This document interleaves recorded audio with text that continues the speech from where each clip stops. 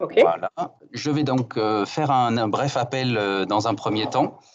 Donc, il y a la famille Labrousse, la famille Goy, la famille Guyot, la famille Massardier, la famille Mussy, la famille Motin, la famille Rivière, qui sont présents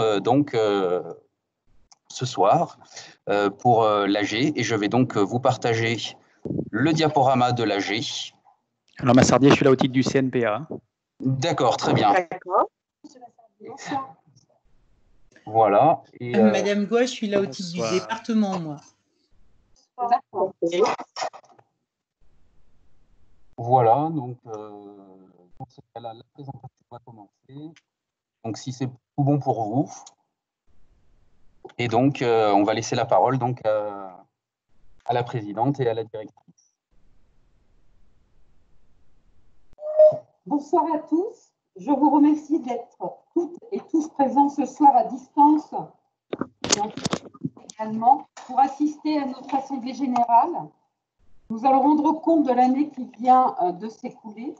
Je tiens à remercier de leur présence et leur soutien tout au long de l'année M. Champ, maire de Saint-Martin-en-Haut, M. Buffavant, directeur départemental des Maisons du Rhône, M. Guillotot, député de la 10e circonscription du Rhône et président du conseil départemental du Rhône, Mme Cruz, conseillère régionale, Mme Goy, conseillère départementale du Rhône.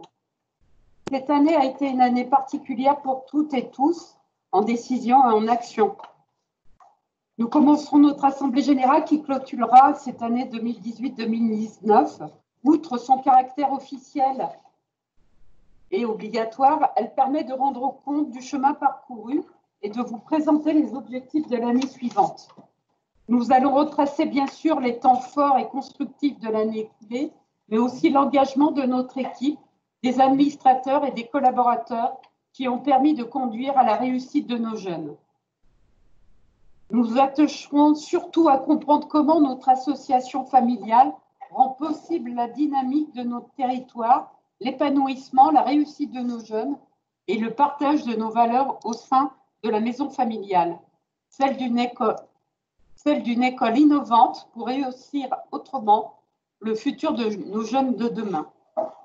Nous sommes une maison familiale responsable et engagée dans l'avenir de notre territoire, celle de nos jeunes, et nous avons envie de garder nos échanges avec les entreprises et les familles. Cela a été plus que nécessaire durant toute cette période que nous avons pu vivre différemment. Après une rentrée en septembre animée, les jeunes ont pu découvrir une nouvelle maison plus moderne et encore plus chaleureuse de par sa rénovation, internat et de classe. Celle-ci s'est arrêtée en mars brutalement en face de la Covid-19. Nous tenons à remercier nos partenaires, la NFA, la commune de Saint-Martin, le Haut Conseil régional pour son accompagnement durant cette année. CFA, pilote de la NFA, notre maison est accompagnée depuis des années, tant sur les investissements du matériel que sur les nouvelles technologies avec des véhicules pédagogiques. Un accompagnement toujours aussi soutenu par la commune de Saint-Martin-en-Haut sur différentes actions, tant sur le plan de la communication que sur le ressenti des jeunes et des riverains de la commune, avec des panneaux portant le logo et nos partenaires qui nous permettent une meilleure visibilité de la rue. Nous tenons à remercier l'ensemble des acteurs qui ont permis l'aboutissement de ces projets. Le Conseil régional sur le financement de la rénovation des sanitaires et de la sécurité autour des bâtiments. La MFR est de ce fait bien mieux identifiée lors de nos différentes communications écrites sur les portes ouvertes, les foires, les forums, les expositions, les concours, mais aussi avec les réseaux sociaux comme Facebook, Instagram, notre site internet, qui sont le reflet de la dynamique associative de notre maison. Durant la semaine pédagogique qui a déjà commencé, nous nous projetons sur de nouveaux axes de développement avec diverses commissions. Une dynamique supplémentaire, cette année, s'est installée dans notre maison familiale, quand vous allez le découvrir maintenant. Je laisse la parole à notre directrice, Patricia Sbero, qui va animer notre assemblée générale, ainsi qu'à nos différents intervenants pour présenter les rapports et autres thèmes d'importance. Donc, le déroulé de notre assemblée générale donc, va commencer donc, avec le rapport pédagogique et éducatif, suite au mot de la présidente, suivi par les voyages pédagogiques, les résultats aux examens, les temps forts de l'année. Vous allez découvrir tous les projets artistiques qui ont pu être faits cette année aussi. Le H+ est éco-responsable et le bilan de l'année avec donc les moniteurs où chacun ce soir présentera sous forme d'une slide le travail qui a été effectué durant toute cette année.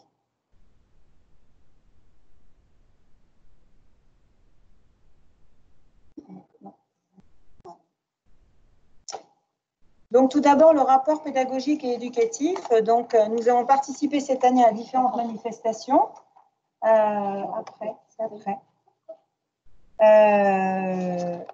Et donc, du coup, on a pu, comme vous l'avez certainement sous les yeux, avoir un certain nombre de jeunes où on a pu donc illustrer toutes ces belles réussites, notamment par des médailles d'or au concours national des meilleurs apprentis.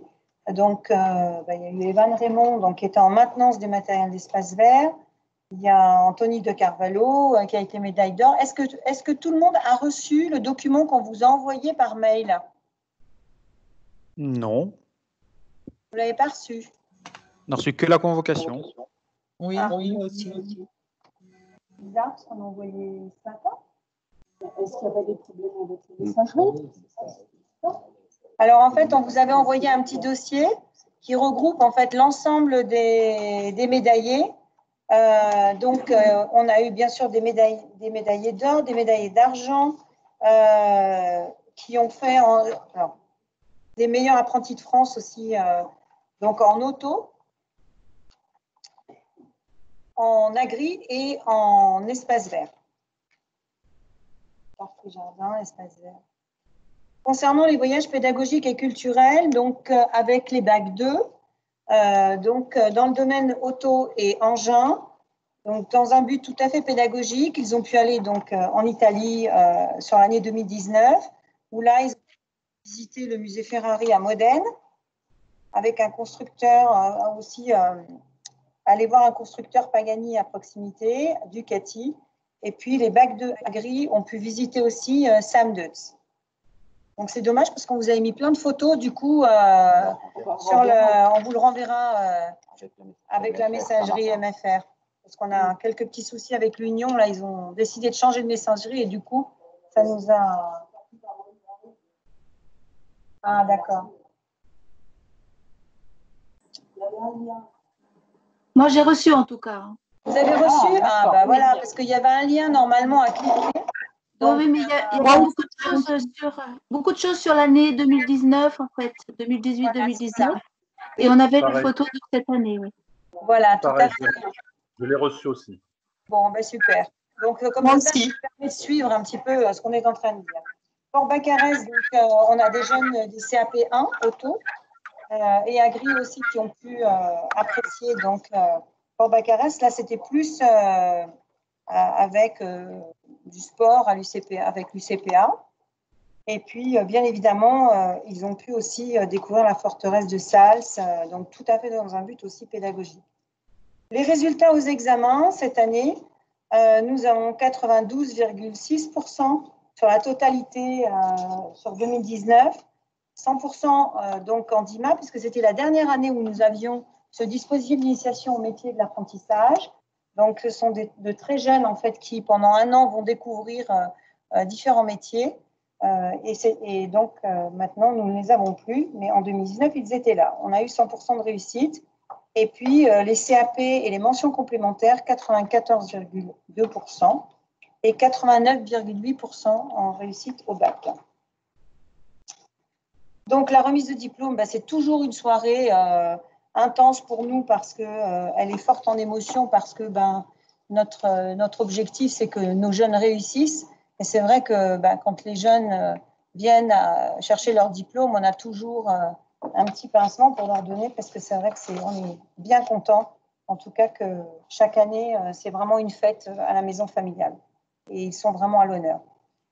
Les temps forts de l'année de la MFR, il y a toujours la foire de Saint-Martin, puisque elle a toujours lieu l'avant-dernier week-end de septembre. donc c'est la plus grosse foire des Monts Lyonnais. La remise des diplômes, bien sûr, le 24 octobre. Artist Clip, cette année, qui a été fait avec un groupe de CAP 2B, auto, et qui a remporté donc le premier prix cette année. Donc, on est ravis parce que l'année dernière, l'année d'avant, on n'avait pas eu. Et de nouveau, en 2019, on a été primés. Le Mondial des métiers, donc, où on est en partenariat avec la NFA, donc on est très présent sur le Mondial des métiers. Ça nous permet de rencontrer les familles des jeunes et bien sûr nos partenaires, mais avant tout de rencontrer surtout beaucoup de jeunes qui viennent sortis de troisième pour prendre des éléments sur c'est l'auto, la moto, le vélo, etc. Donc, il n'y a pas que l'auto, hein, dans le monde de l'auto, on le dit, même si en méca, on pense souvent que c'est que l'auto, mais il n'y a pas que l'auto. Et cette année, en 2019, il y a eu aussi la semaine de l'auto, où là, en fait, on filme des métiers, de la mécanique, et après, ça nous permet d'avoir une diffusion, notamment quand Véronique va dans des collèges, etc., pour présenter les métiers de la mécanique. Le Comice de Feur, qui est toujours très présent en mars 2019, les portes ouvertes. Donc, nous avons fait 3 portes ouvertes en 2019, où on a eu beaucoup de monde. Et un challenge BMW chaque année. On fait ce challenge. Donc, cette année, les 2 moniteurs auto ont fait ce challenge avec les jeunes. Des rencontres sportives donc, qui sont organisées inter-MF avec des tournois de foot. Il y a de l'athlétisme, il y a aussi du cross, il y a pas mal de choses. Et puis après, d'autres événements qui sont récurrents, comme le Forum de Vaugneray, le Salon de l'Auto à Mornan, où là, on a aussi, on est très présent aussi. Les forums de la Tour de Salvani, où là, c'est plutôt des jeunes d'autres maisons familiales qui viennent découvrir tous les métiers des maisons familiales. Et puis, le chrono de l'alternance à Oulin. Donc là, chaque année, effectivement, là aussi, c'est Véronique Michalet qui s'en occupe. En projet artistique, elle a été riche cette année. Agriculture, donc sur Saint-Martin-en-Haut. C'est vrai qu'on a une équipe qui se mobilise sur beaucoup de projets à la maison familiale, notamment la grande lessive donc, qui est faite chaque année au niveau de la commune. Le thème était la couleur. Donc, on a travaillé sur des œuvres de Joseph Alberts, donc, qui est un artiste américano-allemand et qui est reconnu pour toutes ses peintures colorées. Et on a donc mis, alors c'est toujours comme ça, la grande lessive, on étend en fait un fil et on met toutes les œuvres des jeunes sur ce fil. Et donc, à l'aide d'aquarelles, les CAP2 Engins et Auto ont travaillé donc, les camailleux sur 4 formats différents. Et puis, donc, on a exposé ça donc, sur la place de l'église à Saint-Martin-en-Haut. Après, chaque année, on est aussi sur 10 mois 10 mots. Donc là, cette année, c'était une nouvelle édition qui avait été consacrée aux différentes formes de l'écrit.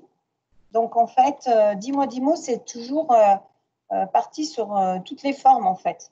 Sur des arabesques, sur composés, avec du gribouillis, avec des logogrammes, etc. Donc là, c'est pareil, on met en avant le premier par écrit le mot avec une calligraphie travaillée et le deuxième pour le dessiner.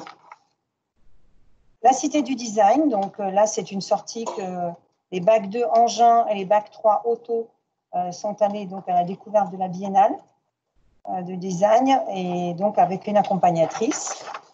Et puis, au niveau de la maison familiale, que ce soit les DP ou les internes, participent à la semaine du goût chaque année. Et donc là, c'est en relation donc, avec la cuisine. Donc, on a travaillé le thème des régions en France. Donc, pour chaque jour de la semaine, il y avait un nouveau thème et une nouvelle région. Donc, je remercie Sophie qui malheureusement ne peut pas être parmi nous ce soir, Fabienne Herveline et Dounia, pour avoir fait voyager tous ces jeunes durant cette semaine parce qu'on a pu découvrir des plats suivant les régions et ça a été vraiment bien apprécié cette année. Vous avez Ensuite, la page 29 qui oui. s'est mis entre la page 20 et 21. Apparemment. Voilà. C'est pour voir si on suivait. Le salon des Pocotos. Donc, chaque année, donc, visite passion avec, au salon Epocoto, donc avec les bacs 3 auto. Alors, il nous tient particulièrement à cœur ce salon parce que ça fait 2 ans qu'on avait vraiment l'envie, un peu plus de 2 ans même, on avait vraiment l'envie d'ouvrir une section véhicules anciens et historiques. On s'y est préparé et pour en découvrir la suite après.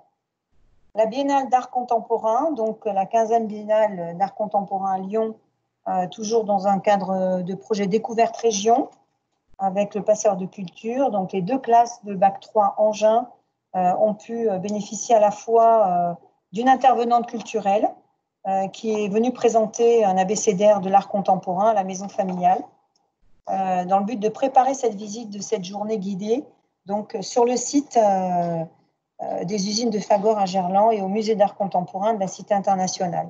Donc, vous pouvez voir que les maisons familiales, alors je pense que grand nombre d'entre vous connaissent déjà un peu les maisons familiales, mais souvent quand on vient inscrire notre enfant dans une maison familiale, on n'a pas forcément la dimension de ce que l'on peut faire tout au long de l'année. Et c'est à juste titre lors de l'Assemblée générale qu'on peut découvrir tout le travail qui a été fait tout au long de l'année avec les jeunes, parce que les jeunes, ils racontent pas tout ce qu'ils font. Et c'est normal, mais voilà, c'est un petit peu leur monde aussi à eux. Et du coup, les parents, on est toujours les derniers informés de ce qui se passe. Donc là, ça vous permet en tout cas de découvrir tout ce qui est fait. Noël, parce que l'esprit de Noël a envahi chaque année notre réfectoire. Ça fait maintenant presque 3 ans que nous décorons la maison familiale, que tout le monde s'y met, que tous ils ont un petit cadeau, et c'est vraiment important parce que on retrouve les valeurs, les fondamentaux de la famille, parce que la maison familiale, c'est aussi ça. Alors en 2019, on a joué un peu le jeu aussi, puisque on a fait le concours de la journée mondiale du pull de Noël, où d'ailleurs les jeunes ont vraiment joué le jeu.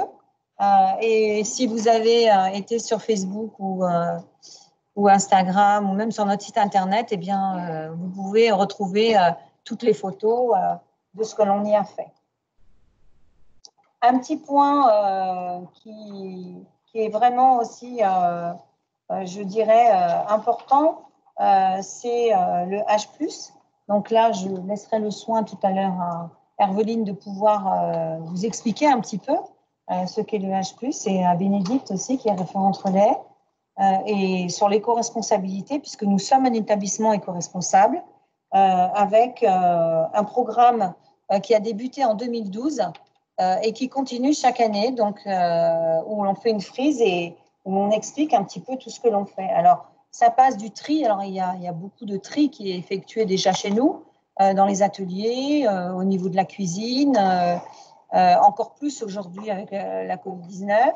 On a mis beaucoup de choses en place à la maison familiale au niveau, en tout cas, du marquage et de l'espace de l'éco-responsabilité. Alors, le bilan de l'année, il peut pas se faire sans, effectivement, hormis les voyages et tout le reste, il ne peut pas se faire sans parler des moniteurs et de tout ce qu'ils y font, des matières générales et des matières techniques. Donc, normalement, vous devez avoir le... Il est un peu plus loin. Il est un petit peu plus loin. Voilà, on va l'avancer comme ça, en fait. Donc là, vous avez les résultats de ce que je vous ai dit tout à l'heure, les temps forts. Voilà.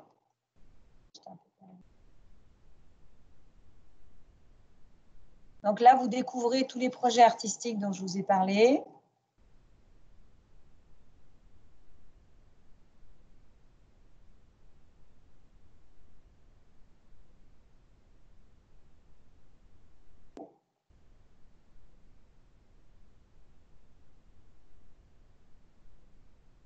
Et maintenant, donc, je vais laisser la parole à l'équipe qui va prendre ma place pour vous expliquer un petit peu tout ce qui s'est passé durant cette année. Chacun va donc venir vous exprimer d'abord l'enseignement général.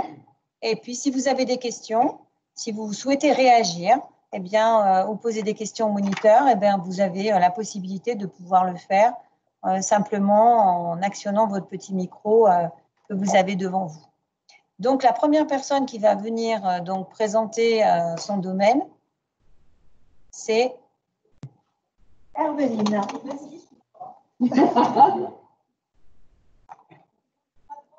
Oui, parce que pour entendre, c'est juste pour le micro. Sinon, les personnes ne peuvent pas entendre. Bonsoir. Je parle à l'écran, mais c'est pas grave. Voilà, bonsoir à tous. Donc, un petit mot sur ce qui s'est fait l'année scolaire 2019-2020 par rapport à l'anglais. Donc, je représente aussi ma collègue Delphine qui intervient dans la plupart des classes en anglais. Moi, j'interviens qu'en bac 3, mais je vais vous proposer un petit point général. On a choisi de retenir les projets les plus intéressants, les plus importants de l'année. Chez les CAP1, CAP2, comme on l'a indiqué dans le diapo, priorité à l'expression orale. On revoit les bases de la communication. Donc, voilà, on ne peut pas vraiment développer de gros projets avec eux puisqu'on est vraiment sur l'essentiel des bases. Chez les bac 2, un projet intéressant, on travaille autour de la route 66. On leur demande d'imaginer un voyage, l'organisation d'un voyage le long de la route 66, et on fait ça sous forme de concours. Le binôme qui propose le projet le plus sympa a un petit cadeau. Ils aiment bien les élèves quand il y a un petit cadeau. Donc là, c'était une fausse plaque de voiture américaine pour les binômes dans chaque classe qui ont gagné ce concours-là. Et puis chez les bac 3, on travaille sur la thématique éco-responsable.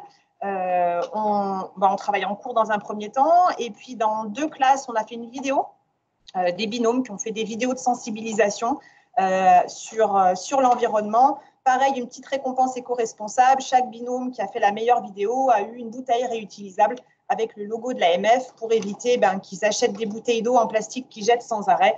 On avait eu cette idée de leur fournir une bouteille d'eau réutilisable avec le logo.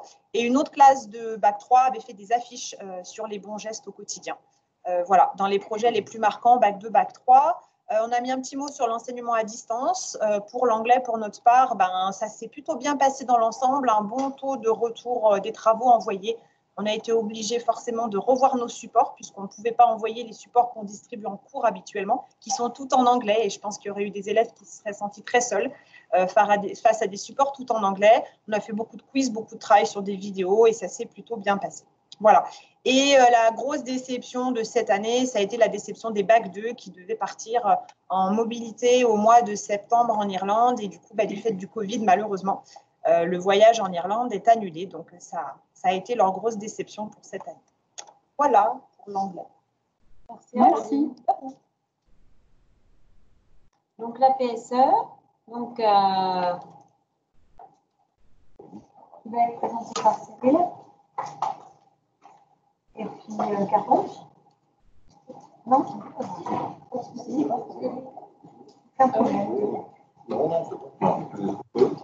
comme tu veux. Bonjour. Il est où le micro? Il est par là. Alors, la PSE, donc en 2019, avait été assurée par une formatrice qui n'est plus là, donc du coup, on peut quand même en parler parce que nous, ce sont des matières qu'on enseigne avec Cédric. Donc, c'est une matière qui est un peu particulière parce qu'elle regroupe pas mal de thèmes très variés. Donc, on vous l'a mis sur la vidéo. Là. Donc, on voit qu'il y a pas mal de choses. Ça va de l'accident du travail jusqu'au budget familial, en passant par la santé, les IST, ce genre de choses. Donc, c'est très, très varié. On passe d'une semaine à l'autre avec des thèmes très, très différents. Et puis, dans cette matière, c'est aussi le moment où on fait du secourisme. Donc, une formation de SST, sauveteur secouriste du travail. Une formation sur 14 heures à peu près maintenant. Donc, qui est assez conséquent. Et on le fait en CAP, en bac, et on refait le recyclage en bac 3 pour qu'il soit à jour lorsqu'il sort de l'école. En 2019, il y a eu un changement de programme. Ça a été un petit peu modifié, modulé, mais voilà. Dans l'ensemble, le programme reste à peu près le même. Il n'y a pas eu de gros changements à ce niveau-là. Voilà, donc c'est tout. Merci.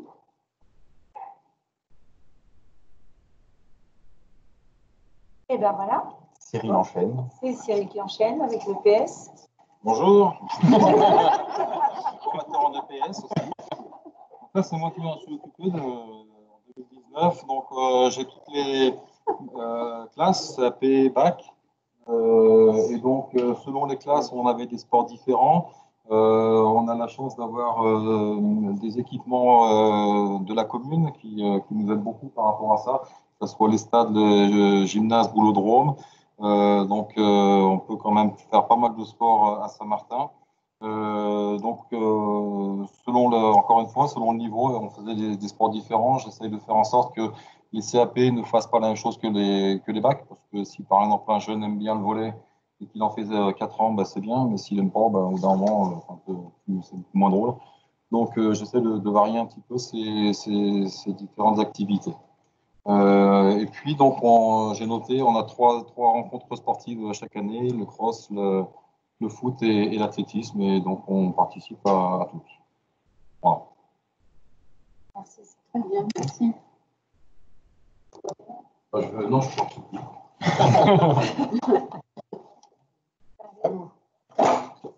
Bonsoir.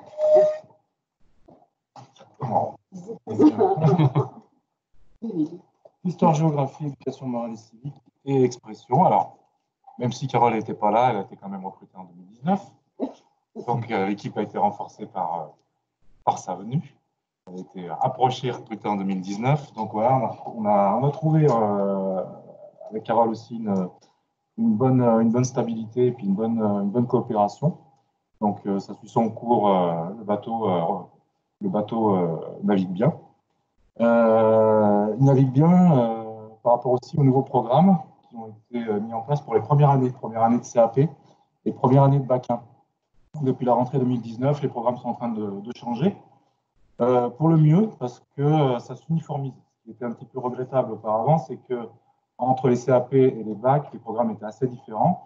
Donc les jeunes qui avaient leur CAP, après, qui voulaient continuer en bac 2, enchaînaient avec les programmes de français et d'histoire géo, qui étaient, qu'ils avaient déjà vu pour certains thèmes déjà en CAP. Donc ça se marchait un petit peu sur les pieds. Donc là, le programme de CAP et le programme de bac 1 est beaucoup plus uniformisé. Les thèmes sont vraiment les mêmes. Donc ça c'est la nouveauté.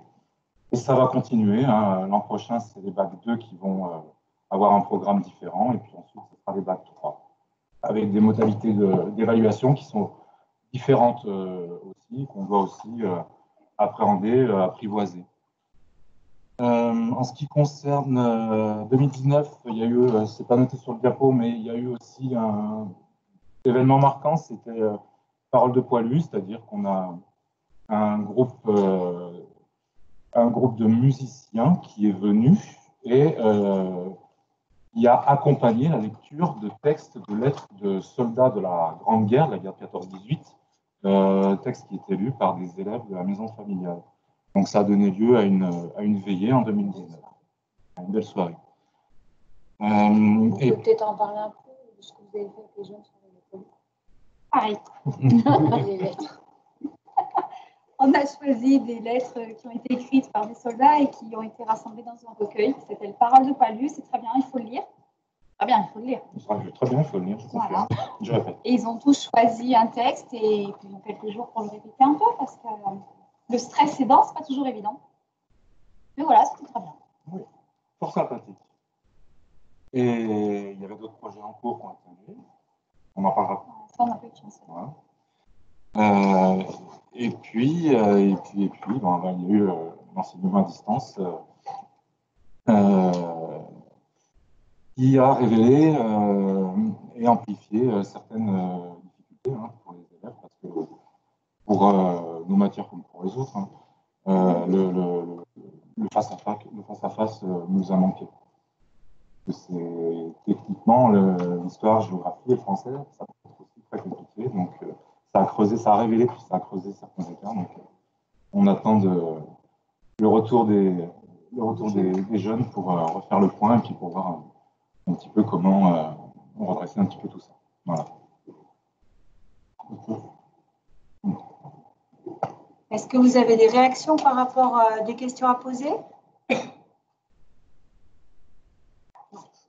Eh bien, voilà, merci beaucoup. Ah, Michel, ça c'est vous. Avec Marie-France, c'est pas vrai? Non. Ah, voilà.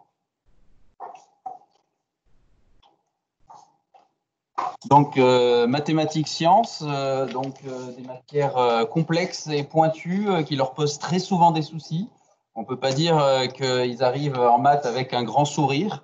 C'est souvent des choses qui font un petit peu peur, sur lesquelles ils ont beaucoup de mal au début. On essaye de leur donner, on se met en quatre, on se plie en je ne sais combien pour tenter de leur permettre d'avoir des bases. Pourquoi? Parce que tout simplement, c'est essentiel pour la transversalité, c'est-à-dire que les maths donnent la main aux sciences et donnent ensuite la main à tout ce qui est technique, génie méca, génie électrique, technologie. Donc, on est un petit peu au démarrage, à l'amorce de tout ça. Et souvent, ils arrivent avec un niveau faible ou plutôt, on va dire, une exclusion totale de la matière. Donc, à nous de les charmer à nouveau par tout ce qu'on peut mettre en place. Pour ça, on a l'informatique et la calculatrice graphique. Donc, avec l'informatique, on a GeoGebra, on a des logiciels qui sont de plus en plus poussés. On va même jusqu'à Electude, qui est un logiciel qui est beaucoup plus tourné vers le technique, mais on essaye de les attraper par là aussi.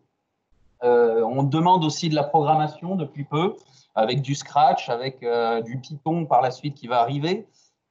Donc, on essaye de mettre en place toutes ces jolies choses pour leur permettre d'appréhender les maths et de savoir les utiliser, ne serait-ce que pour faire des calculs basiques. Et ensuite, on pourra aller sur des calculs bien plus compliqués dans le domaine scientifique et surtout dans le domaine technique. Donc, je veux dire de plus, les maths sont mal aimés, ils les préfèrent en sciences, mais souvent, c'est les maths qui les pénalisent pour bien appréhender les sciences. Et les sciences sont vraiment le socle de base pour apprendre ensuite la technique et comprendre comment fonctionne un moteur de tout type et tout ce qui est mécanique, électrique, etc. Mais non, tu as très bien parlé, Michel.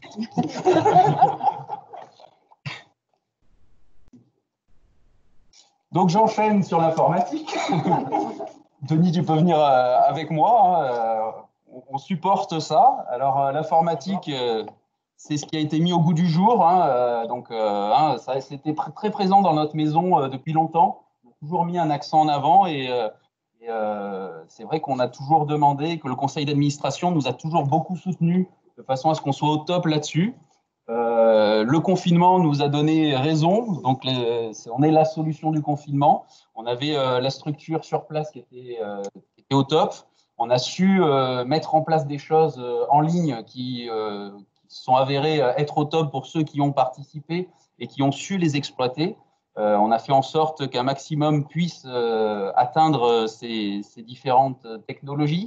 Donc, d'une part, par l'espace numérique de travail et l'IENT, donc qui permet à tous de se connecter et de suivre le jeune. Donc ça, c'était le premier point pour leur donner les devoirs, leur transmettre. On avait aussi Office 365 qui nous a permis de mettre en place Microsoft Teams, donc avec la visio que vous êtes en train dont vous participez. On avait aussi prévu Electude pour tout ce qui est domaine technique, même si ça ne remplace pas la manipulation pour tout ce qui est théorique et pour tout ce qui est base, ça reste quand même un élément essentiel. D'ailleurs, certains l'utilisent aussi pour faire leurs cours ou pour faire des bilans, pour faire des contrôles. Donc, ça devient de plus en plus indispensable. Derrière ça, il a fallu qu'on ait quand même une interaction avec nos jeunes. Et pour ça, on a mis en place des quiz et ça a pas mal fonctionné. Ça, des choses qui leur ont bien plu. Donc, soit des cuisinières, c'était des quiz donc avec le logiciel Cuisinière, soit avec Forms, donc dans Office 365, de façon à pouvoir faire des échanges et à pouvoir mettre une vidéo, des questions. On s'est aussi beaucoup formé entre nous, on s'est beaucoup soutenu pour pouvoir réussir à faire quelque chose qui tenait la route, quelque chose qui avait un intérêt pour eux et qui soit plus accessible. Donc voilà, donc on s'est souvent contacté sur la meilleure façon. Et je pense que c'est un travail qu'on va continuer. C'est une nécessité de le maîtriser pour l'avenir et puis aussi pour nous perfectionner. Il est indispensable qu'on continue à utiliser tout ce qui était bon, tout ce qui a fonctionné pour l'avenir. Et on va jongler avec ce qui était nouveau, ce qui était ancien, et on va faire un joli mélange qui va nous permettre de former toujours mieux les jeunes. Et d'ailleurs, pour l'avenir, on le voit, de plus en plus, le métier est armé de logiciels de diagnostic, est armé de choses très pointues en électrique, en technique. Et souvent, l'informatique reste le socle.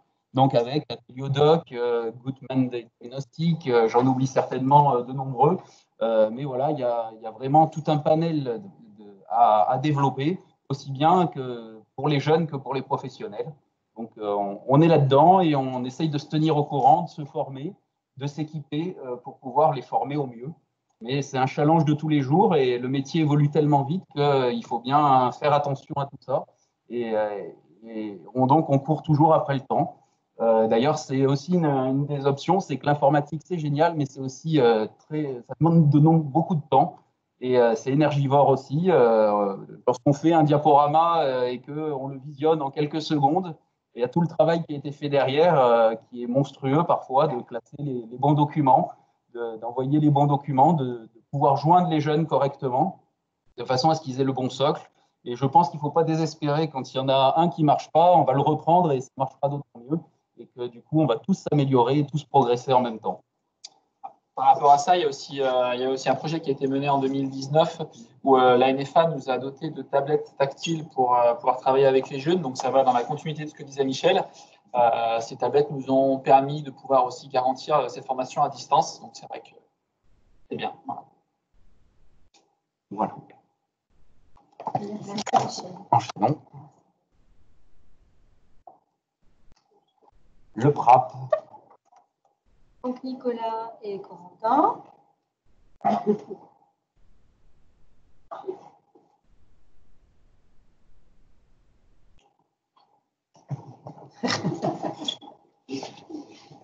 Allez, coco.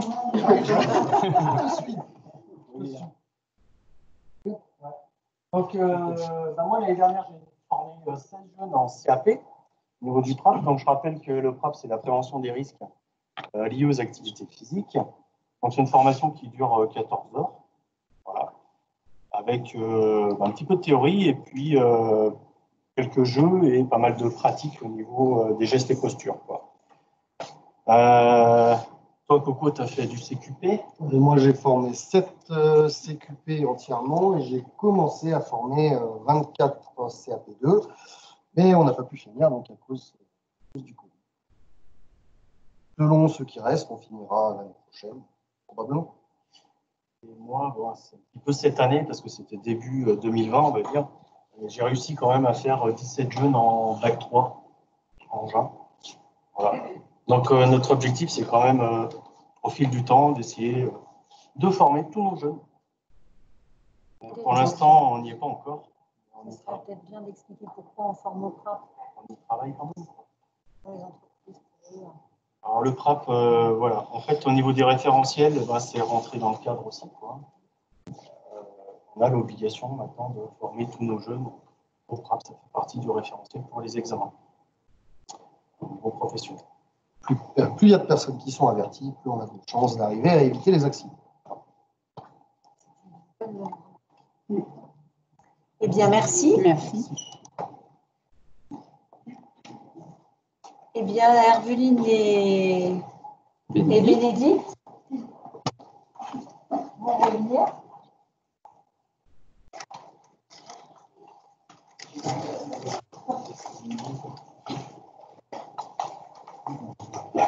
Bon, bah,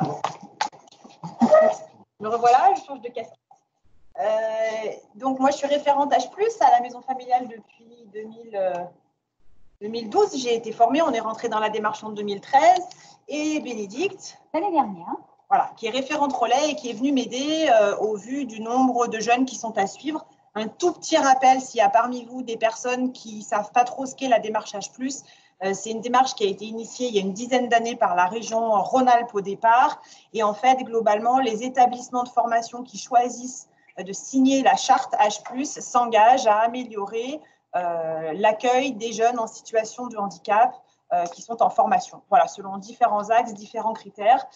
Mais voilà, donc nous, on est signataire de cette charte depuis 2013. On a déjà passé 2 renouvellements, puisque quand on est signataire de la charte, ce n'est pas acquis définitivement. On ne colle pas un autocollant sur la porte et hop, on nous laisse faire ce qu'on veut. On nous autorise l'entrée dans la démarche pour 3 ans. Et tous les 3 ans, il faut faire le bilan de ce qu'on a mis en œuvre et de ce qu'on est prêt à faire pour les 3 ans à venir. Donc là, on a fait notre 2e renouvellement en mars de cette année 2020. Donc voilà, on continue. Pour information, on avait sur cette année scolaire 2019-2020 99 élèves sur nos 250 à peu près. On avait 99 élèves qui sont soit en situation de handicap reconnu ou en tout cas qui ont besoin d'un accompagnement un petit peu individualisé et personnalisé. Voilà. Parmi ces 99 élèves, il y en a 9 qui ont une reconnaissance administrative du handicap, donc une RQTH, et qui, eux, bénéficient d'aménagements supplémentaires et d'adaptations qui sont financés par la GIFI. Voilà, par exemple, ils peuvent bénéficier de cours de soutien à la maison, de cours de soutien en entreprise, de séances de méthodologie, d'orthopédagogie, etc. Il y a tout un panel qui leur permet de compenser leur handicap et d'avoir les mêmes chances de réussite que ceux qui n'ont pas de situation de handicap. Voilà. Tu vas rajouter quelque chose? Très bien. Voilà. Merci. Merci.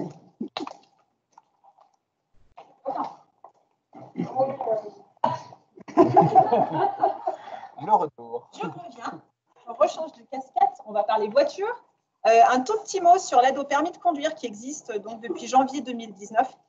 Dans la réforme de l'apprentissage, il y avait aussi cette aide au permis pour les apprentis. Pour info, l'État verse 500 € à tous les apprentis de plus de 18 ans sur constitution d'un petit dossier. Mais alors, franchement, ce n'est pas grand-chose. Il faut prouver qu'on a plus de 18 ans, qu'on est apprenti et qu'on est engagé dans un parcours de formation auprès d'une auto-école pour avoir le permis B. Voilà, ça ne marche pas pour les autres permis, c'est bien pour le permis voiture. Donc, à titre d'information, sur 2019, donc, on a attaqué qu'en avril, puisque l'aide a été sortie dans le décret au mois de janvier 2019, mais le temps qu'on ait concrètement les formalités de mise en œuvre de cette aide, on a démarré les dossiers qu'en avril. Donc, entre avril et décembre 2019, il y a 17 apprentis qui ont pu toucher cette aide de 500 €. Et sur cette année, on est déjà à 16. Donc, globalement, sur l'année scolaire, sur l'année civile 2020, on sera certainement à peu près à une trentaine de dossiers. Donc voilà, c'est 30 jeunes qui ont pu récupérer 500 € pour rembourser leur permis et c'est déjà pas mal. Voilà. Merci. On va passer à la partie technique.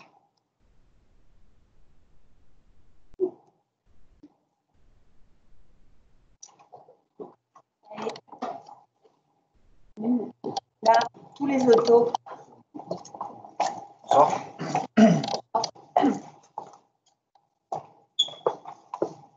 Alors donc moi je vais vous parler de la partie bac pro, donc au niveau de la pratique.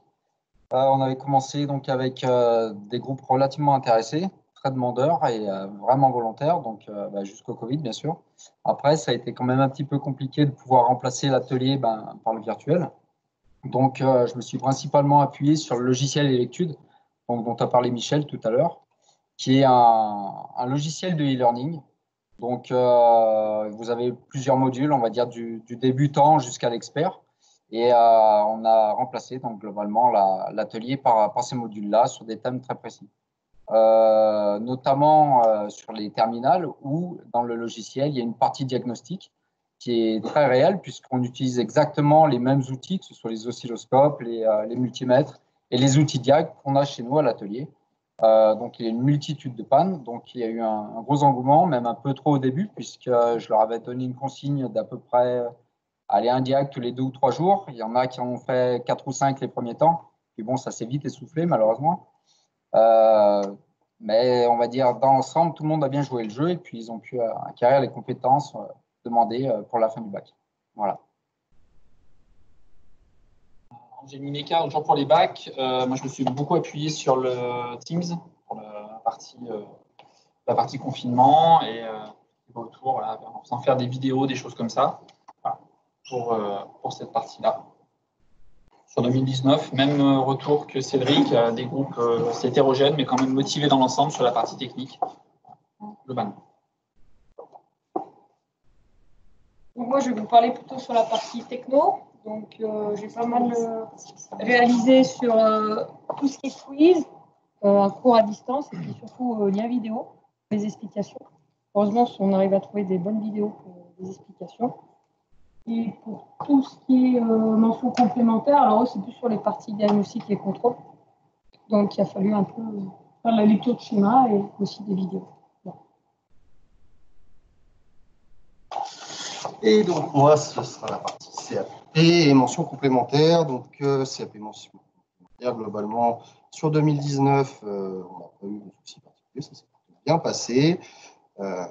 Plus après sur la partie, on va dire, Covid, où là, effectivement, on a mis en place des lectures énormément pour les mentions complémentaires et CAP deuxième année. Voilà, et les CAP première année, eux, ils auront accès qu'à partir de l'année prochaine. Eux sont restés sur une forme plus classique de cours.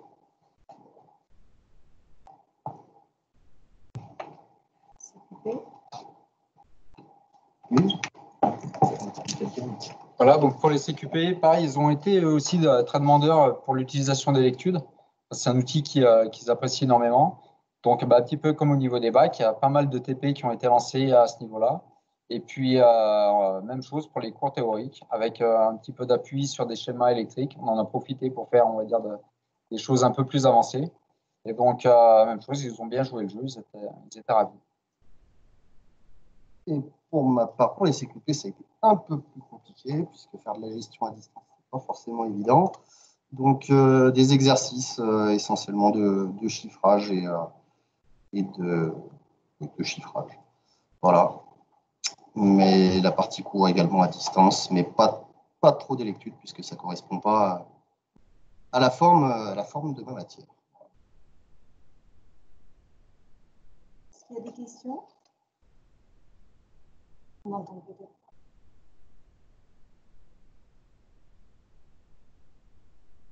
Il n'y a pas de questions. Vous avez Merci. expliqué les choses. Merci. Maintenance. Donc, la maintenance des matériels.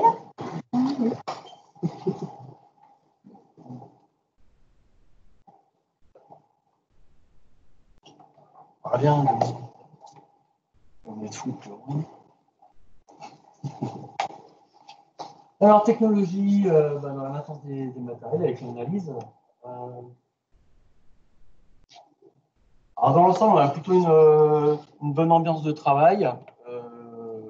Voilà, pour en avoir discuté un petit peu ensemble, on trouve que nos jeunes, quand même, ont choisi leur métier.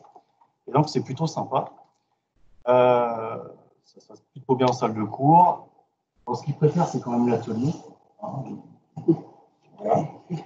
Et puis, on s'attache de prendre le vécu avec le jeune, de voir un petit peu ce qu'ils font en entreprise et ce qu'on appelle un petit peu la mise en commun, de mélanger un petit peu tout ça, où les échanges se créent. Et puis, c'est comme ça qu'on construit ensuite le cours par la suite. Faut dire de plus. Après, au niveau de la formation, au niveau des CAP ou des bacs 1, on balaye un petit peu tous les systèmes qu'on peut rencontrer sur nos engins. Et puis, on s'attache à ce que les bases soient acquises, bien acquises, pour pouvoir poursuivre par la suite en bac 2, où là, on rentre un petit peu plus dans les systèmes. Et puis en bac 3, où là, principalement de lecture de schéma électrique, hydraulique, diagnostic. Voilà, un petit peu tout ces points. Ensuite, on a le CQP, où là, c'est plutôt Jean-Marc qui intervient chez nous. On fait du bac 3, mais on titille un peu plus, on monte plus haut en niveau, en technique. Et on essaie de chatouiller fort, puisque c'est un bac plus 1, quoi. Donc là, oui, on essaie de booster fort. Ouais. Voilà. Concernant le confinement, ici, un petit peu en cage, c'est un petit peu le ressenti qu'on a eu.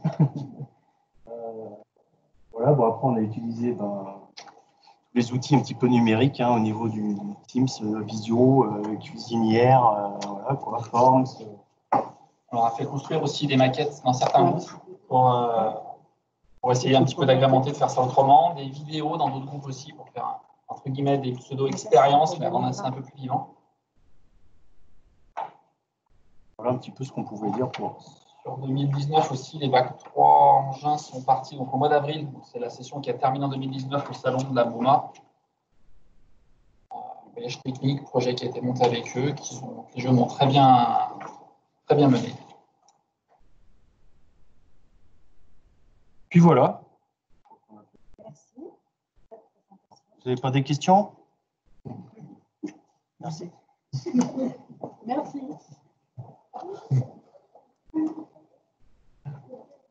C'est pas fini, hein, passez vite, sinon on se raccroche. La vie résidentielle, donc il va y avoir normalement Franck et Ludo. Voilà.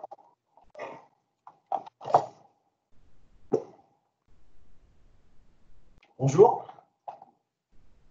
Donc, au niveau de la vie résidentielle, on s'attache surtout à ce que les jeunes soient en sécurité et qu'ils viennent ici avec du bien-être.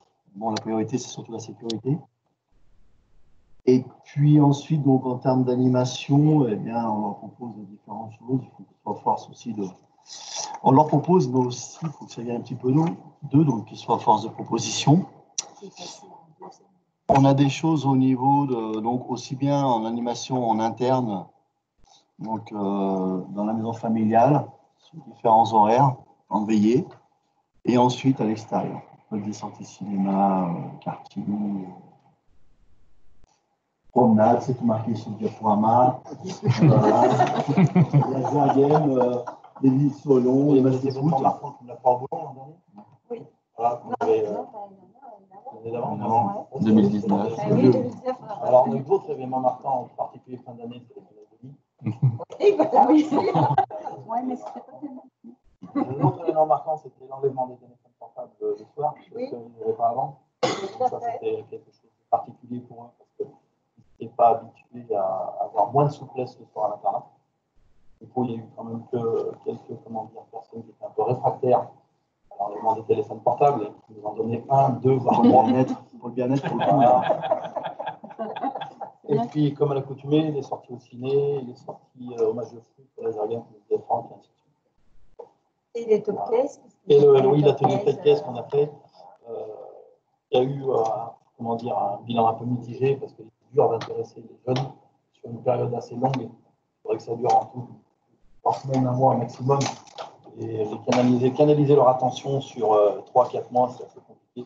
Comme on a vu avec Cédric Giordano, pour tout ce qui est atelier Braxter, ainsi de suite, c'était un peu le même souci. Voilà. Et pareil pour la rénovation avec Vanessa. Il y a eu beaucoup de monde la première année. Hein.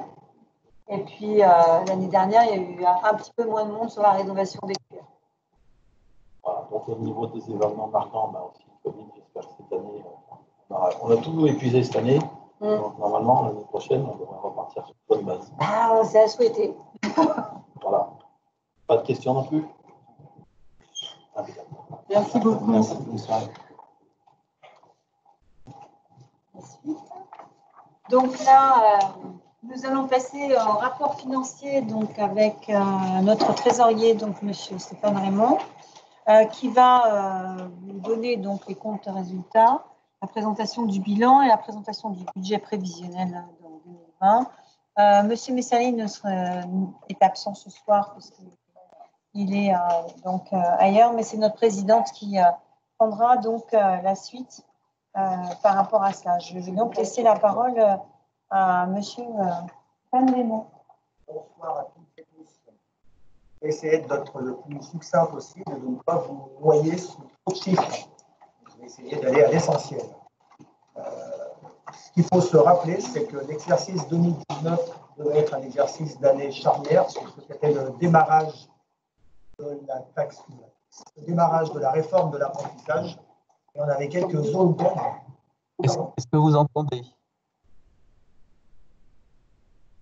Pas très bien, c'est un peu loin. Pas très bien. Ouais. Pas très bien.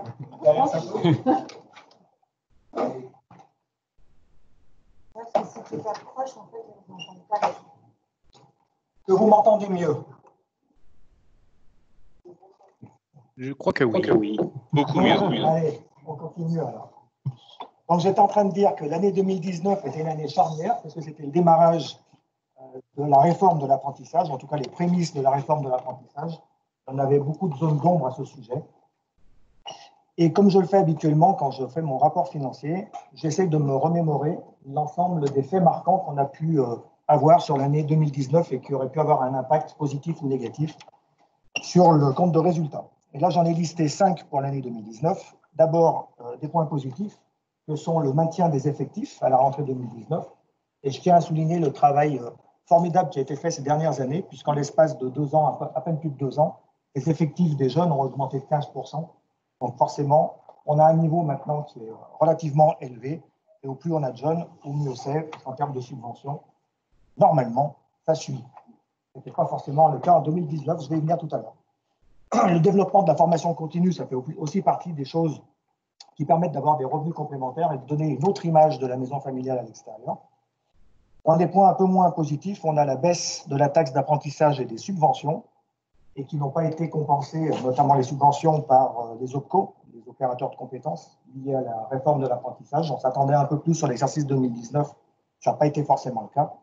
La fin du dispositif d'initiation au métier de l'alternance, ça c'est les DIMA, qui sont arrêtés ici à la rentrée 2019, et du coup qui a impacté forcément la partie recette.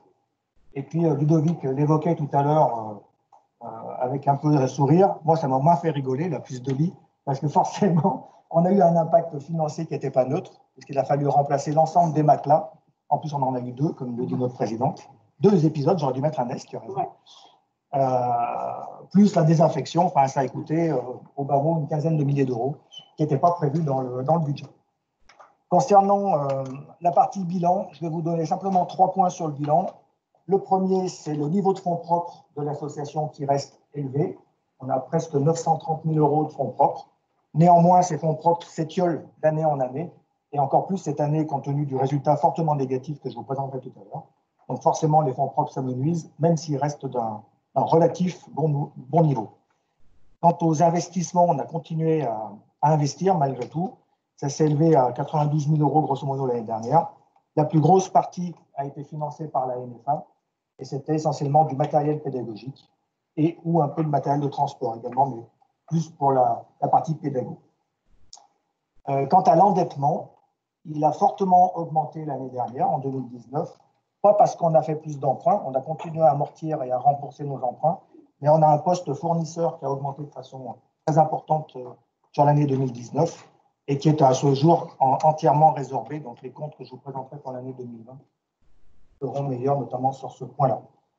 Pour ce qui est du résultat, si on a des charges qui augmentent de plus de 7% et qu'on a des produits qui baissent de presque 2%, forcément, ça creuse l'écart et ça se solde par un déficit important de 187 000 euros pour l'année 2019.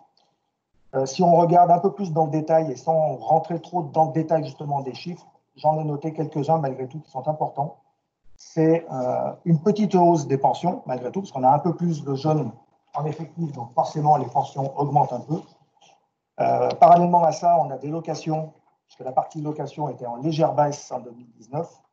Les subventions et la taxe d'apprentissage, vous voyez que là, on a des chiffres qui sont fortement en baisse, puisque les subventions baissent de 70 000 euros, la taxe d'apprentissage de 55 000 euros.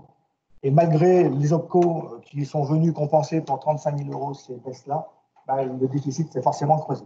Pour ce qui est des charges, on a une augmentation des achats d'une quarantaine de milliers d'euros, grosso modo. La masse salariale a continué à augmenter, mais ça, c'est normal, puisqu'on a plus d'effectifs et si on veut avoir des moniteurs, des formateurs en face des élèves, il faut bien qu'on embauche. Donc, il y a des embauches qui ont eu lieu fin 2018 et qui ont impacté fortement et forcément sur l'année 2019 le compte de résultat. Et puis, on a toujours une provision pour risque, même si c'est que 9 000 euros, c'est toujours 9 000 euros qu'on n'a pas dans les caisses. Et ça sera résorbé pour l'année 2020. Un indicateur important que je mets toujours en caractère gras chaque année, j'ai continué à le mettre en caractère gras, même si cette année il est passé dans le rouge. On a un EBE, un excédent brut d'exploitation à moins 57 000 euros. Voilà. En conclusion, ce que je pourrais dire, c'est que ce résultat n'est pas bon, on ne va pas se le cacher, ne reflète pas tous les efforts de transformation qui ont été opérés au niveau de la maison familiale ces 3 dernières années. Mais bon, c'est comme ça, on en fait le constat et maintenant on reconstruit. Et l'important, c'est d'arriver à se reconstruire justement notre matelas de trésorerie, parce que ça, c'est notre écueil, j'avais déjà signalé l'année dernière. Il faut qu'on continue à travailler là-dessus, à maîtriser les charges, sauf cas exceptionnels. On a des points positifs comme le développement des formations qui arrivent, l'ouverture du CQP, véhicule ancien historique. Ça, c'est vraiment des vrais atouts pour la maison familiale pour arriver encore à se développer. Et puis, on a la migration progressive qui arrive vers une organisation en centre de formation d'apprentissage, en CFA en direct. Il faut qu'on travaille. Et puis, on a des modifications structurelles liées à la réforme de l'apprentissage. Et là, l'exercice 2020 et l'exercice 2021 devraient, je le mets quand même au conditionnel, mais seront nettement meilleurs que ceux qu'on a connus les dernières années, puisque la réforme de l'apprentissage, pour le coup, est un vrai atout pour la maison familiale. Et on devrait retrouver nettement le niveau qui devrait être le nôtre. Voilà. Pour ce qui est du prévisionnel, ah oui, alors prévisionnel cette année, je vais le faire hyper court parce qu'il y a beaucoup de chiffres et finalement ce qu'il faut retenir, c'est l'augmentation sensible des produits liée à ce que je viens de vous dire à l'instant, c'est-à-dire la réforme de l'apprentissage, puisque ce que les organismes, les OPCO vont nous verser sera nettement supérieur à ce qu'on avait auparavant, parce qu'on est payé à l'élève maintenant, enfin aux jeunes. Et vous avez 2 colonnes, une sur ce que devait être le prévis 2020 en début d'année avant le Covid, et ce qu'il devrait être post-Covid.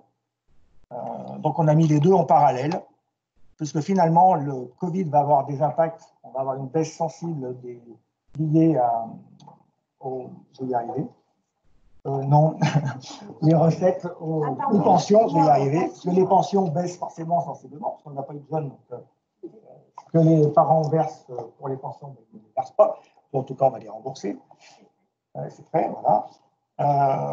Mais on a aussi un impact sur les charges, puisque les charges vont baisser.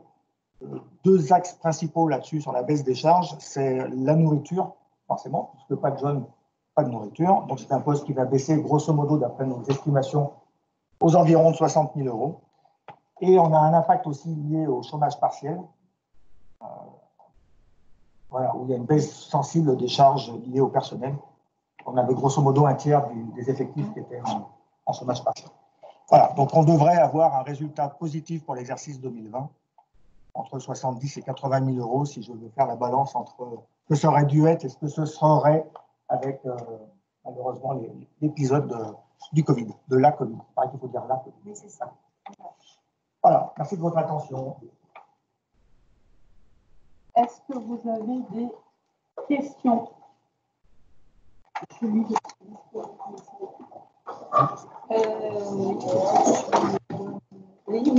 bien sûr.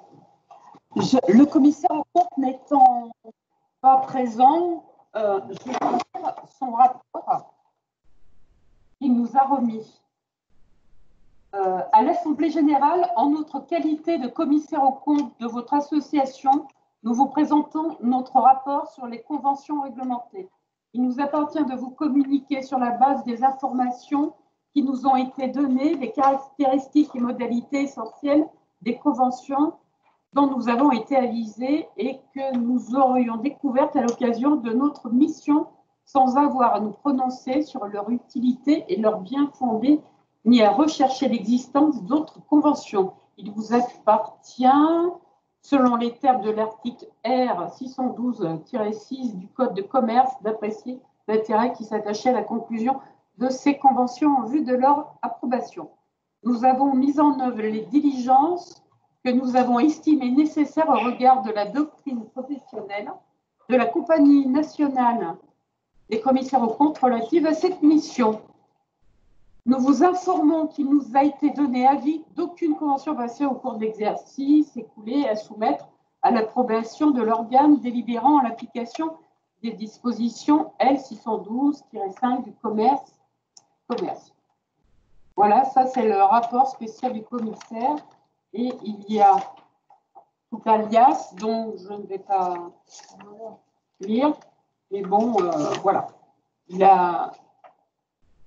Nous avons arrêté les comptes, c'était quand? La semaine dernière, il était présent et voilà, il n'y a rien eu de particulier dit sur ce que vous venez d'entendre.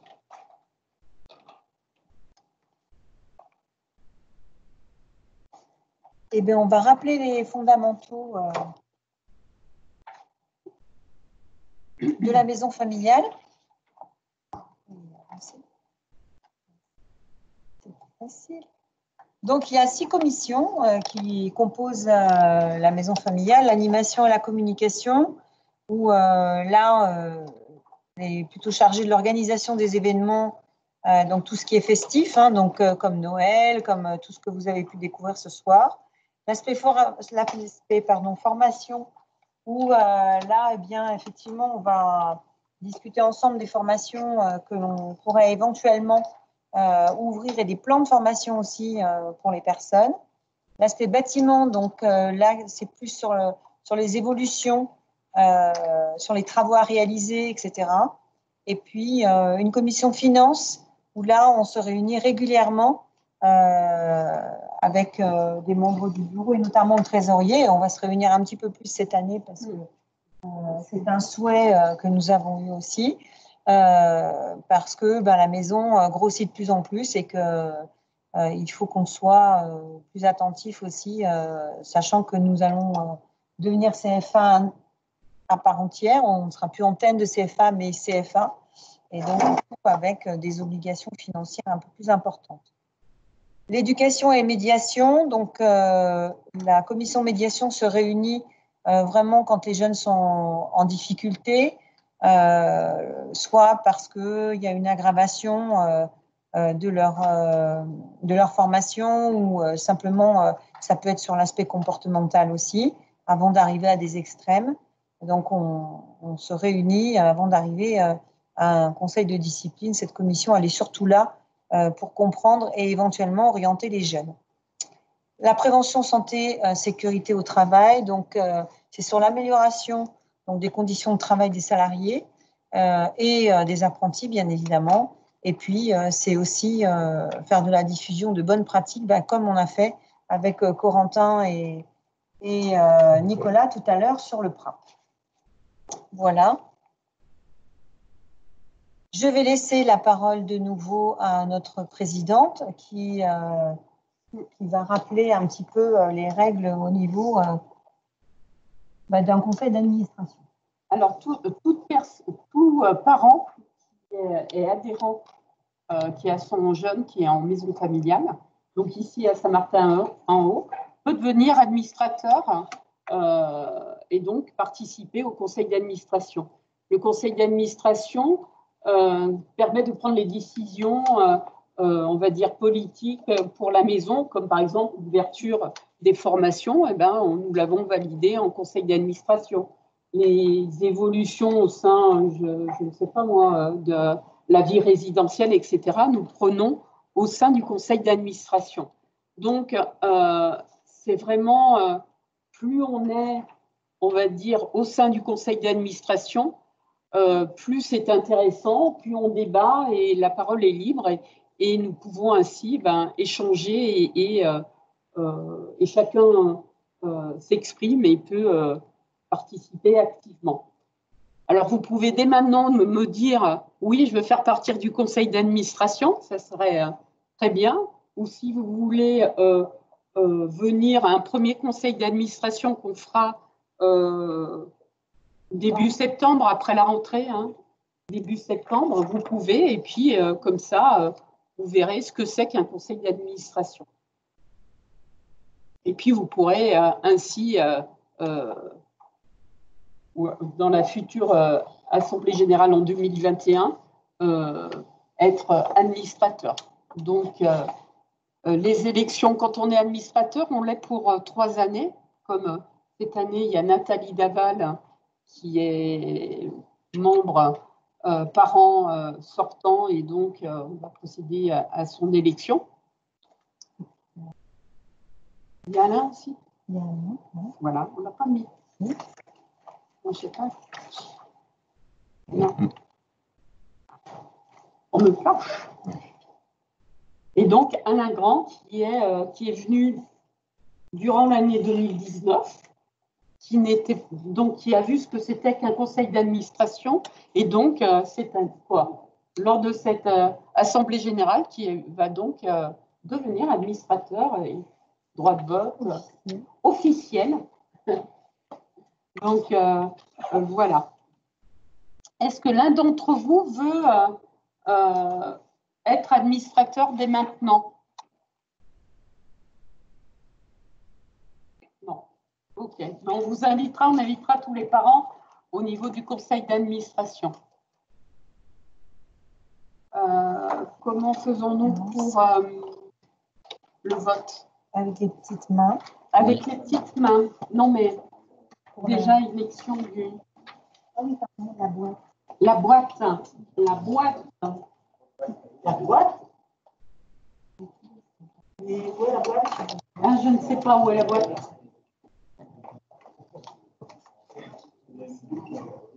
Où on vote à main levée. On fait main levée de partout. Main levée. On fait main levée D'accord. sur Teams et main levée en direct. Alors, on fait d'abord le membre sortant. C'est là. Alors, je mets au vote par rapport à Nathalie Daval, on va dire, qui est pour son élection au sein du conseil d'administration. On lève la main. Donc là aussi, vous pouvez lever la main. Donc j'ai 1, 2, 3, 4.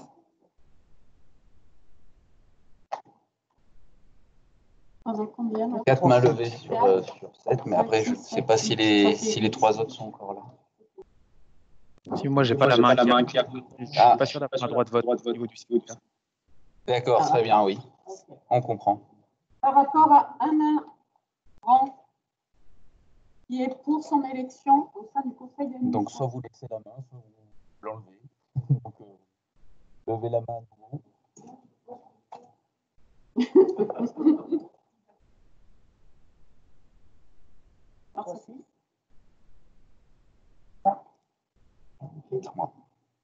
Là, on est 4.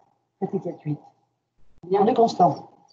Eh bien, je vous remercie et bienvenue au conseil d'administration. Donc, nous allons voter les différents rapports.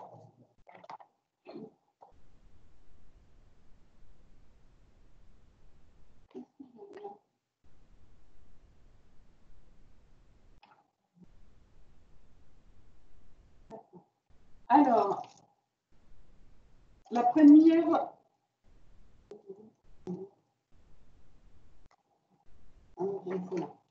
La première résolution, l'Assemblée générale approuve les comptes 2019, approuve le résultat de l'exercice au 31/12/2019 s'élevant à un déficit de 187 535 € et 10 centimes, décide de l'affectation du déficit de 187 535 € et 10 centimes au report à nouveau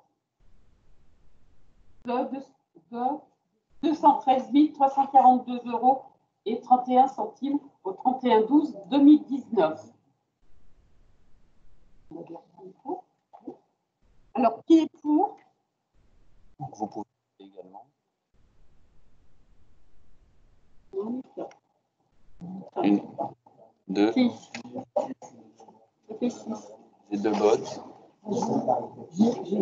3, 4, 5 votes. et 4, 9. 5 et 4.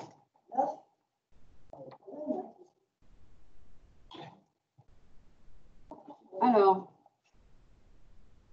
on va faire une troisième résolution qui décide du montant des cotisations. Les familles, 200 € et les adhérents, 10 €. Adhérents, 10 €, ce sont les personnes, les administrateurs qui n'ont plus d'enfants au sein de la maison familiale. Ou maîtres d'apprentissage qui sont au sein du conseil d'administration. Alors, qui est pour? Vous pouvez voter à nouveau.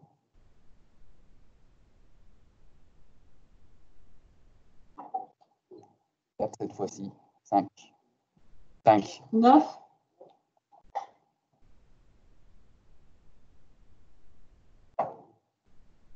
L'Assemblée générale donne quitus de son mandat pour l'exercice 2020 au Conseil d'administration. Qui est pour?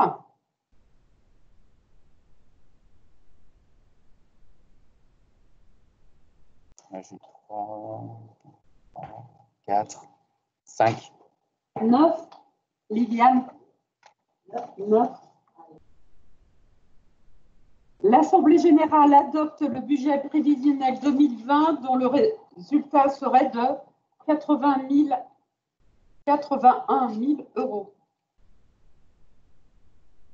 Qui est pour?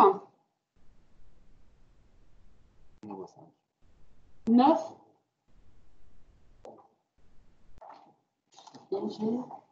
Fini? On a fini. Non. Oui, non, mais on a fini. Nous avons fini les adoptions de résolution, donc on va poursuivre par le rapport moral et d'orientation.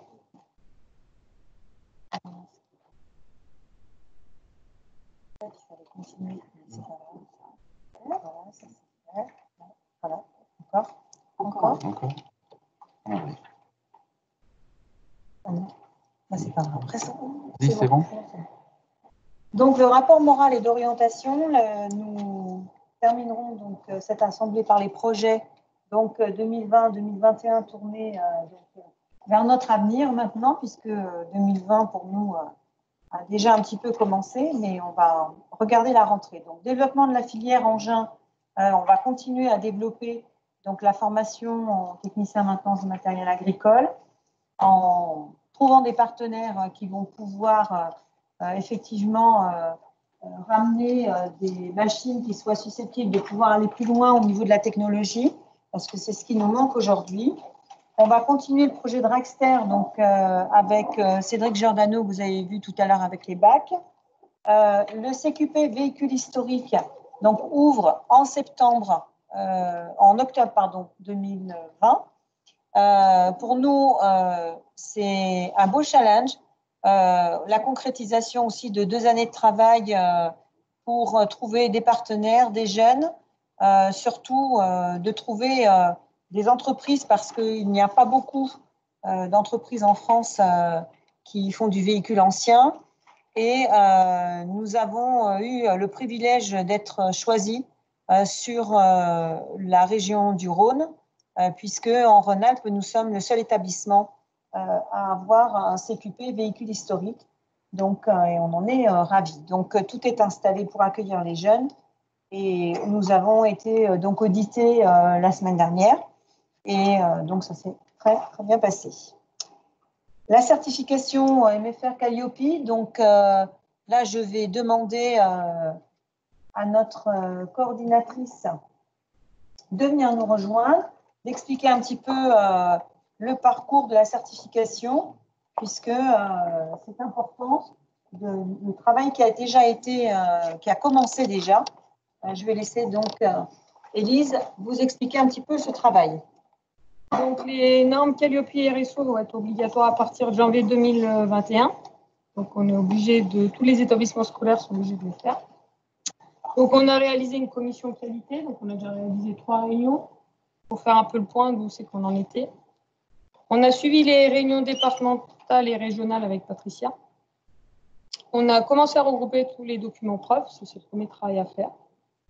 Début des écritures des procédures et le 9 juillet, on réalise un point sur l'avancement, un audit avec Fabrice Chaubria qui s'occupe de la qualité dans le rôle. Voilà, pour obtenir la certification en janvier 2021.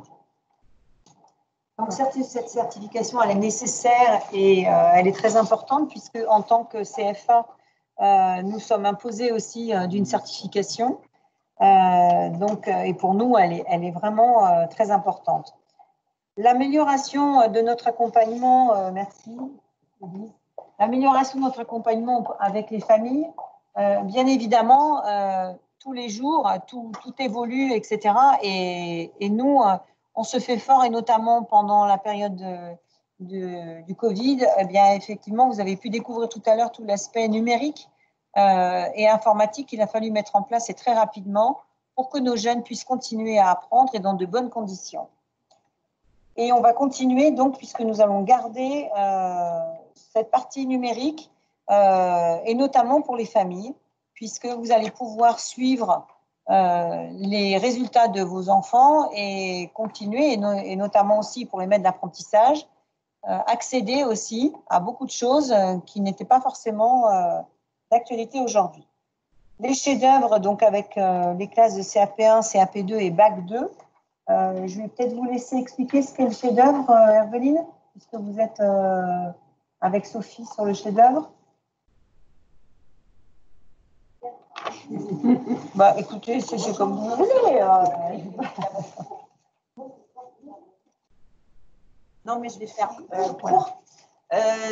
Mes collègues ont abordé tout à l'heure la réforme de l'enseignement général, des nouveaux programmes qui ont été mis en place à la rentrée de septembre 2019.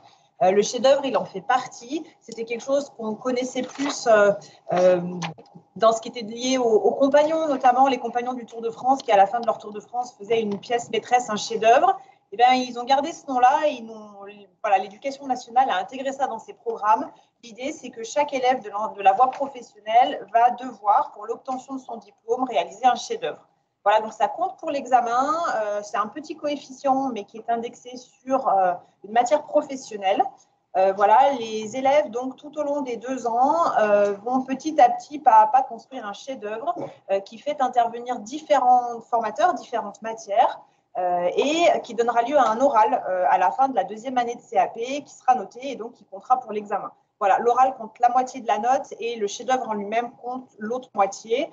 Voilà, pour les parents des élèves de CAP1, je ne sais pas s'il y en a parmi vous, le chef-d'œuvre est commencé. C'était la première promo, nos CAP1 de cette année. Donc, on teste un projet chef-d'œuvre avec eux. Ce projet, il évoluera d'année en année pour les promos futures. Ce ne sera pas le même pour les bacs. Mais voilà, ça fait intervenir aussi bien les matières générales que les matières pro. C'est un petit peu compliqué chez nous puisqu'on est dans un métier qui ne fabrique rien. Pour des élèves qui sont par exemple dans le bois, c'est plus facile entre guillemets parce qu'on fabrique quelque chose. En mécanique, on ne fabrique pas. Alors voilà, on teste des choses, on essaye de leur faire quand même fabriquer quelque chose qui représente leur métier, en tout cas qui soit en lien le plus possible avec le métier. Voilà. Donc là, on teste le premier chef-d'œuvre qui sera terminé au printemps 2021 pour la première promo. C'est la réalisation d'une maquette du véhicule de leur choix. Donc là, les élèves ont commencé la première partie. Malheureusement, pendant l'enseignement à distance, le chef-d'œuvre, ça n'a pas été simple. Donc, on va reprendre ça à la rentrée. Mais voilà, la finalité pour cette première promo, ce sera la construction d'une maquette. Voilà. Il y a des questions. Eh bien, merci. Et puis, pour terminer, donc, je relaisserai la parole à notre présidente qui dira un petit mot pour clôturer cette assemblée générale. Je voudrais aussi souhaiter la bienvenue donc à 2 personnes ce soir, puisque nous avons 2 nouveaux moniteurs qui vont commencer donc avec nous à la rentrée prochaine. Donc c'est Michel Barrican qui va être donc en auto, et puis Michael Raton qui va être lui sur la partie PP, AK, espace vert. Voilà. Donc bienvenue parmi nous ce soir. Et donc comme ça vous aurez l'occasion de pouvoir échanger aussi avec les membres du bureau et du conseil d'administration. Je vais donc laisser la parole pour clôturer cette assemblée générale et je vous remercie infiniment d'avoir participé à cette assemblée générale et à très bientôt. Comme vous avez pu le constater, l'année 2019 a été bouleversée par beaucoup de choses qui ont impacté notre maison. Bien que ce début d'année 2020 ait été inattendu pour nous tous, celle-ci sera une année tournée vers une nouvelle ère en prenant en compte les évolutions qui ont déjà commencé. Comme beaucoup d'entreprises, la maison familiale a su s'adapter à une nouvelle façon de travailler et de ce fait, nous avons développé des supports informatiques en un temps record et ce afin de donner toutes les opportunités pour chacun et chacune. Le but était de pouvoir continuer sur cette voie d'excellence qu'est l'apprentissage. Patricia vient de vous expliquer toutes les nouvelles filières, le CQPT MMA, le CQP véhicule historique, je ne vais pas y revenir. Et puis également notre maison qui va devenir, nous avons écrit à la Fédération régionale notre intention de devenir CFA nous-mêmes. Nous sommes pilotes au niveau du Rhône. Et comme ça, nous allons petit à petit amorcer les choses au niveau du département. Donc demain, devenir CFA, c'est percevoir directement le versement coût apprenti en fonction des branches professionnelles, au CAPIAT pour la grille et l'opco-mobilité pour l'auto. Nous serons amenés à évoluer sans perdre pour autant nos valeurs. Aujourd'hui, les décrets d'application sont parus. Nous sommes déjà entrés dans la démarche qualité, comme nous a montré Élise, demandée par le législateur. L'Union nationale des MFR a voulu aller au-delà et pour demander une démarche qualité RSO, c'est-à-dire responsabilité sociétale des organisations. Donc l'année, comme vous avez pu le voir, a été malgré tout pleine de beaux projets et de réussite pour nos jeunes. Et tout cela a été le résultat du travail de tous et à tous les niveaux. Les formateurs par la qualité pédagogique, leur adaptabilité face aux difficultés des jeunes. L'administratif, Liliane et Vanessa pour l'accueil, l'écoute et le travail mené avec la direction. La comptabilité, Chloé, nouvellement arrivée, qui a su, malgré l'année particulière, créer les procédures et poursuivre avec efficacité cette année d'analyse et des comptes. Et puis, qui a eu son BTS, donc bravo. Les cuisines, Fabienne, Dounia, qui ont toujours su répondre aux attentes des jeunes, hein, avec des bons petits plats accompagnés de nos producteurs locaux. L'entretien des locaux, vivre dans une maison propre est plus qu'agréable. Karine et Evelyne ont toujours su, tout au long de l'année, garder les locaux propres, ce qui n'a pas toujours été facile compte tenu de la météo. Joachim, qui s'occupe de la maintenance des locaux intérieurs-extérieurs, où cette année, un gros travail d'embellissement a été effectué du fait de sa présence 3 jours à la MFR et une journée à Saint-Romain-de-Popet. Véronique, chargée de mission entreprise, pour la part de sa fonction avec sa relation permanente avec les entreprises, avec les jeunes, avec les maîtres d'apprentissage qui assurent cette année encore redoubler d'efforts pour que nos jeunes puissent trouver des entreprises, éviter une grosse déperdition sur la collecte de la taxe. Un gros travail a été mené sur la communication et la visibilité de notre maison, à savoir que tous les logos vont changer à partir de jeudi. Oui, c'est ça.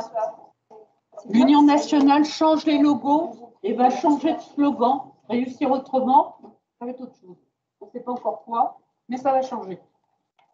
Voilà. Donc, tout a recommencé. Notre directeur adjoint Thierry Molimard, avec l'aide d'Herveline, depuis janvier tout au long de l'année, ont su apporter soutien pédagogique, écoute auprès des familles et disponibilité sur diverses manifestations ainsi qu'en animation de cours.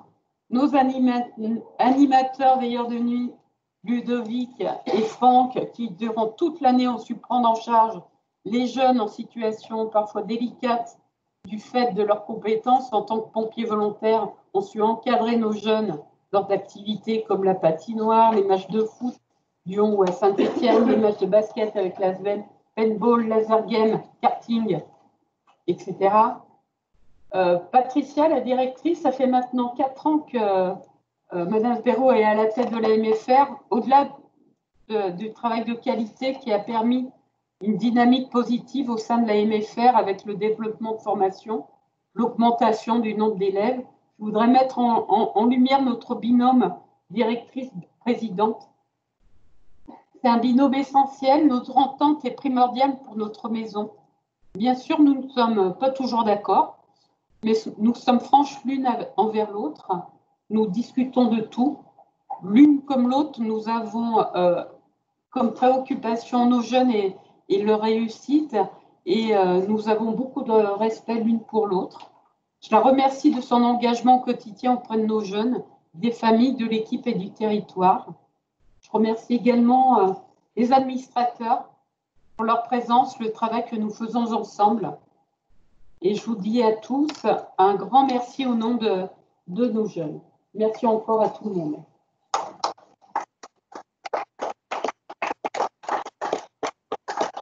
Le petit mot de Patricia. Être conscient de la difficulté permet de l'éviter. Là au-dessus.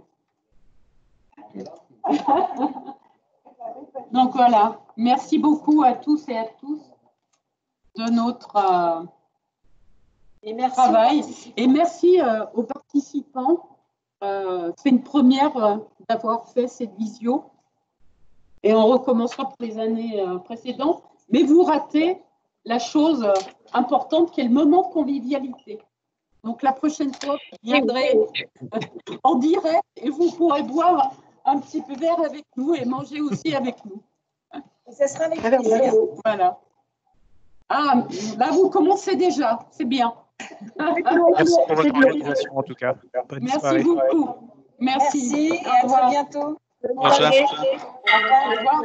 Merci. Au revoir. Au revoir. Merci, bonne soirée. Merci.